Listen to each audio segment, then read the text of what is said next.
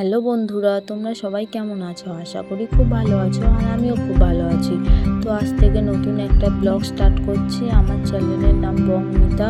তো সবাই অনেকটা ভালোবাসা দেবেন আর আমার পাশে থাকবেন। তো কদিন আগে সোনা বাবার জন্মদিন